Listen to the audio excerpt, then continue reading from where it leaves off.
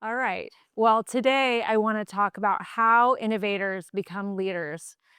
All right. But before I do that, I want to introduce myself. I'm Steph Pliha. I'm the Tribe Consulting founder and principal partner. I've spent over 25 years in MedTech. I've worked at companies like J&J Ethicon, Intuitive, and Fujifilm. And I've worked inside of established categories like Ethicon, but I've also worked in companies like Intuitive, where it's a category of one. So I've had different experiences with my career, and it's really where I take my commercialization approach with my clients. So category leadership is built. I think most people think it's luck. It's not. It's not just great branding. It's not just a well-constructed tagline or marketing headline. It's built deliberately. And let me just explain, it's probably going to make more sense if I share an experience with two different employers that I had. One had a very different path than the other. I'm sure you're going to recognize these two names, Ethicon and Intuitive. And even before I start, I would just ask you, if you're an innovator in this room, are you aspiring to be optimizing inside of an existing category, or are you looking to build a new category? That's a question you need to ask yourself, because it's one or the other. So what my experience was is at Ethicon, they're a laparoscopic surgery company, amongst many other things, but that's a established surgical approach. And so the model was continually refined. The commercial engine was scaled, optimized, but it was within an existing category. So at Intuitive, and there's actually some Intuitive people in here who went on this journey with me, but they took a very different commercialization path. Robotic surgery at that time was not mainstay. Lap and open surgery was. And so it required surgeons to have a paradigm shift, to change their behavior. It required hospitals to rethink workflows that they hadn't ever considered.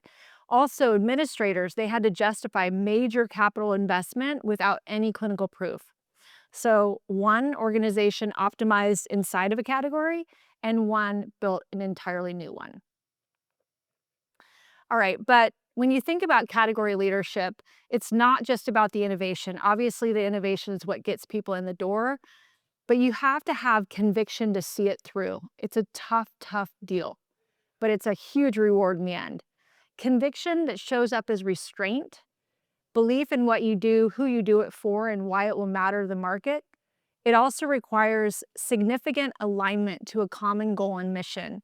You're going to hear me talking a lot about Intuitive. It was where I spent half my career, but they did something really well. They built a category leader.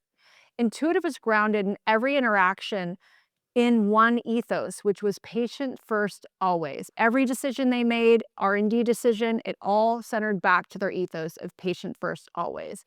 It's a simple mission that resonated with both the internal and external audience, and it ultimately served as the commercialization connective tissue. So category leaders don't take shortcuts, they don't expand too early, and they don't compromise their standards or mission for any kind of short-term revenue gain. There are no shortcuts in category leadership. All right, so adopting best practices when you're building a company, it's important. It's also safe. It helps you operate predictably in an existing and proven system. So I think a lot of people do that. But in doing so, you're rarely going to redefine a system or really start a category on its own.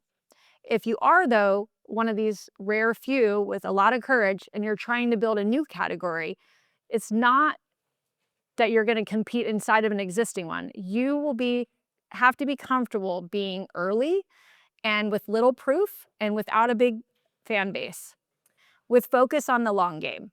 So back to best practices are comfortable, but it takes conviction to build a category. Conviction, restraint, and alignment to your mission is what will build a category. All right, so at Tribe Consulting, we work with early and growth stage MedTech innovators, and we think about commercialization in three categories. We think about it as define, build, and deploy. We define their clarity first, we build their structure and strategy second, and then we deploy, which is our final piece of it. We execute with their assets. So most companies want to jump straight to the fun stuff. They want to get to the go-to-market, the execution, their brand deck, or social media and revenue. But if you haven't clearly defined the problem you're solving, and I just heard this yesterday in the investment talk, if you've got guys watched the panel of investors, they all talked about this. Knowing the problem and what you're tackling and what you're solving for is the most important thing to any investor.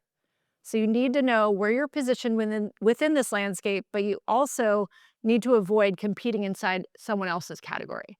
So the goal is to get crystal clear on the 0 to 1 category and identity. And these are questions you should be asking yourself. What's the problem we're solving? Where's the real white space or blue ocean opportunity?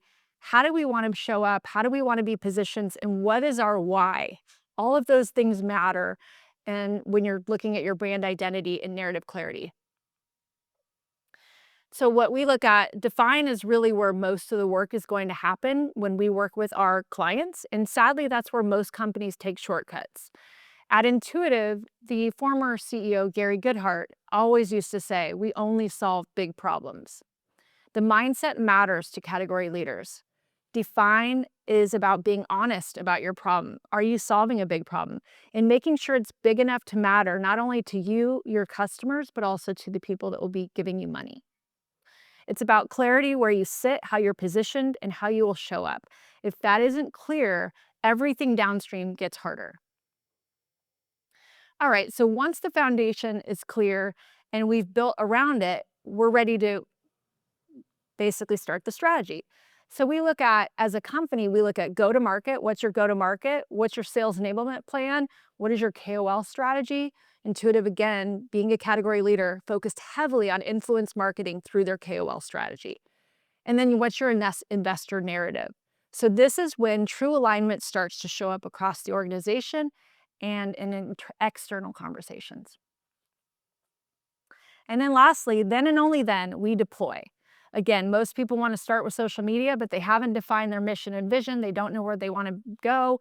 And that's working backwards. So once we've been really clear with building and the strategy, then we deploy. Things like brand identity and design, investor pitch, sales materials, marketing on demand, which is something we offer, website design, and so much more. Because good strategy doesn't matter if you are invisible. I was talking to a colleague. I know there's other industries at this meeting, and there's one particular industry, I'm not going to call it out here, but they don't care about brand and they don't care about these deploy assets. And they may have the best innovation on the planet, but if no one knows about you, it doesn't matter, right? So our philosophy in deployment is to make your brand a verb.